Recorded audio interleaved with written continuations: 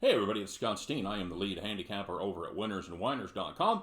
Winnersandwhiners.com is the premier site in the world for predictive sports analysis on each and every sporting event going on in America every single day. That's right, every game, every day, always free. Make sure you check it out at winnersandwhiners.com. As far as my picks go, if you would like to sign up for my premium service, I will put the link in the description of this video. We'd love to have you on the team as we get ready for the NFL playoffs here, as well as the big one in the world of college football as well.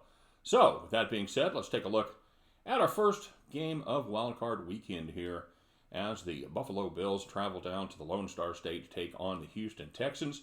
Texans, 2.5-point favorite in this one, and the total on this game is 44.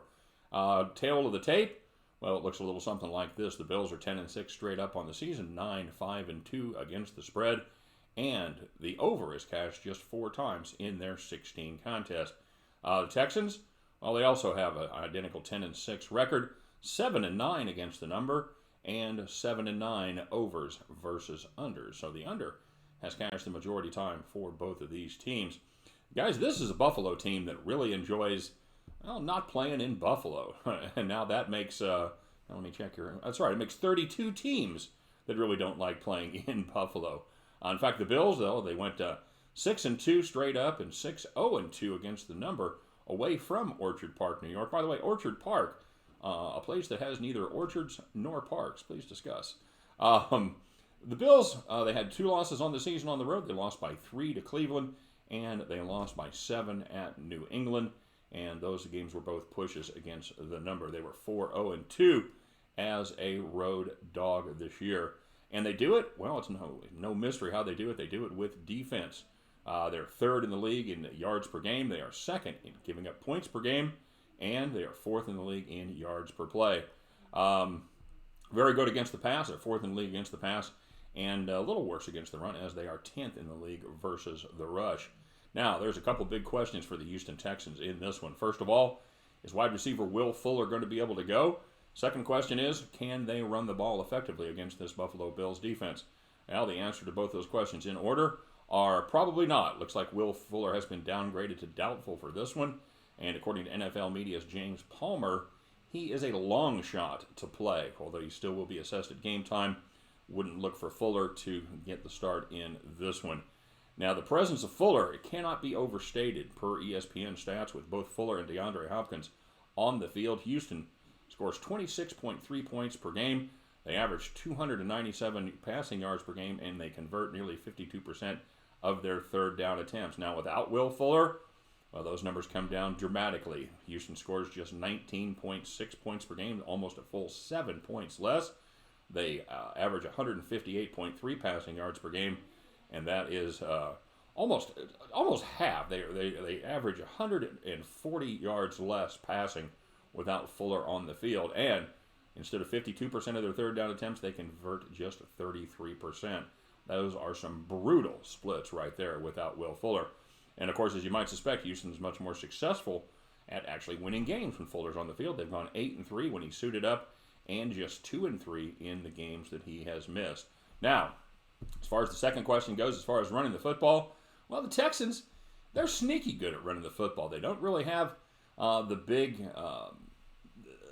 the marquee back, if you will, but they did rank 9th in the NFL in rushing yards.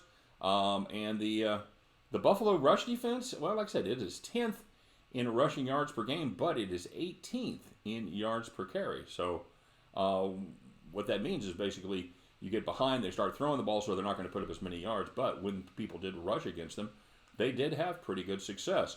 As far as these backs go for Houston, Carlos Hyde, raise your hand if you knew Carlos Hyde ran for 1,000 yards this year. Yeah, I wouldn't have guessed it either. He did go for 1,000 plus. And Duke Johnson, Deshaun Watson, well, they each added 400 plus yards on the season to give them just right at 2,000 yards rushing as a team. Now, there's an additional question for Houston about how much of a factor J.J. Watt's going to be coming back from his torn pectoral muscle. Normally, if you ever wanted to know, these guys are superhumans as opposed to just mere mortals like you and I.